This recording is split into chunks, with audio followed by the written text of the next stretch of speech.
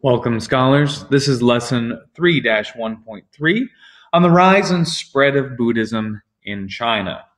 Today we're going to be looking at a very large swath of history, almost 2,000 years of history that we're going to go through in the next 6-7 minutes.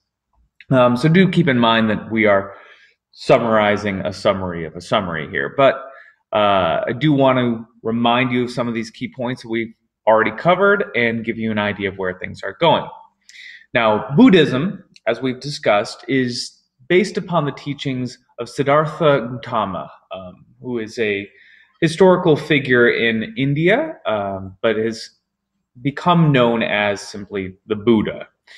Now, the Buddha lived around 500 BCE in eastern India, and this is an Indian religion in its origins, not a Chinese religion, although we find out pretty quickly that it grabs hold in China and sticks around in China longer than it did in India. And today in India, there are very few Buddhists.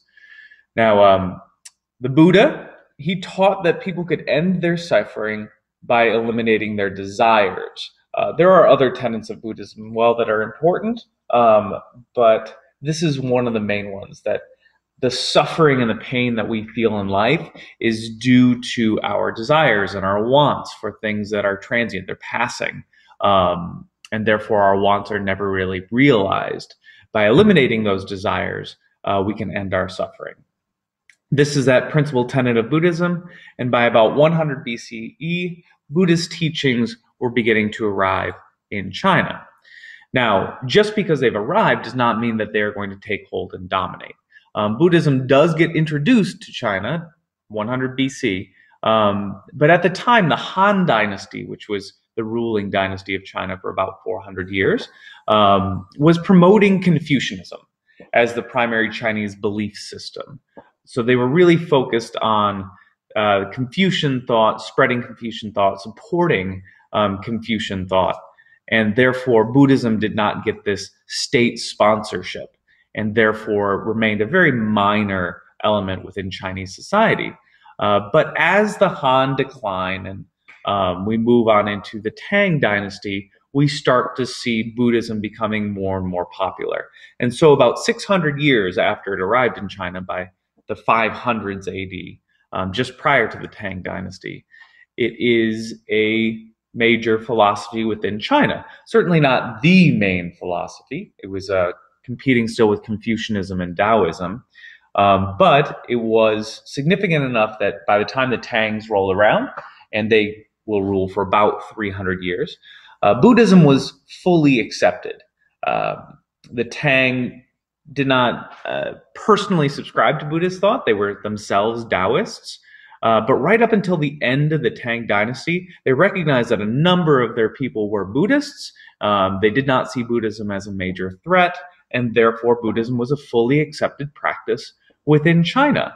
But it is right up till the end of the Tang Dynasty, because the late Tang Dynasty rulers do suppress Buddhism. Their empire is beginning to collapse. They're starting to lose control. They themselves were Taoists. They trace their family heritage, their lineage, all the way back to Lao Tzu. And in order to acquire the wealth that they think will help them to hold their empire, they start to go after Buddhist monasteries and suppress Buddhism and take the wealth out of those Buddhist monasteries and then pay their army and so on. But this does not work out well for them. The Tang Dynasty does collapse long before it can actually eliminate Buddhism.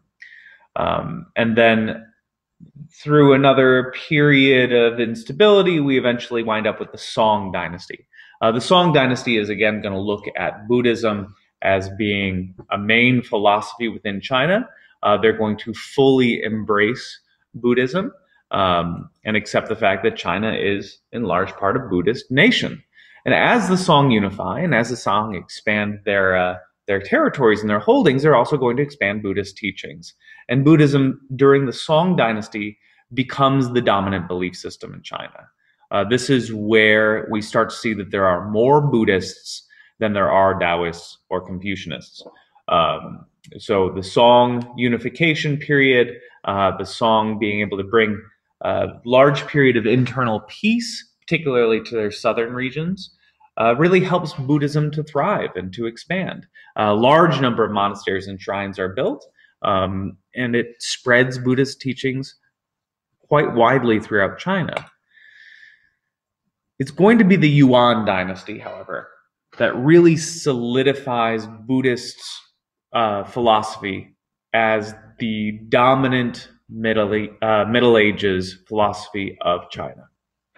It's going to be following the Mongol conquest. We have Kublai Khan and his family, and they're going to promote Buddhism. Now, the Mongols are kind of famously religiously tolerant. They don't particularly care what your religion is, so long as you recognize that you have to follow the Khan. The Yuan dynasty is going to kind of take a slightly off-center view of that particular traditional Mongol belief, in that they actually are going to seek to reduce the influence of Taoism. This is largely because they have internal opponents and internal candidates for power that ascribe to Taoism, and therefore they see that by reducing the influence, not outlawing and not persecuting, but intentionally intentionally promoting Buddhism over Taoism, and therefore, in its way, reducing the influence of Taoism, they're able to hold on to their own power. But more important to our story, this is where they are solidifying that dominant role of Buddhism. And it's really with the Yuan dynasty, those Mongols, that Buddhism becomes and stays the dominant belief system in China in the Middle Ages. So that is the rise and expansion of Buddhism in China. We'll be looking more at some of these dynasties going forward, particularly a little bit into the Tang and the Song. The Yuan we've covered before, but we'll look at them as well. So we've got all that history coming up, but just wanted to lay this Buddhist foundation for us so we understand the philosophies which are driving the Chinese. Until next time.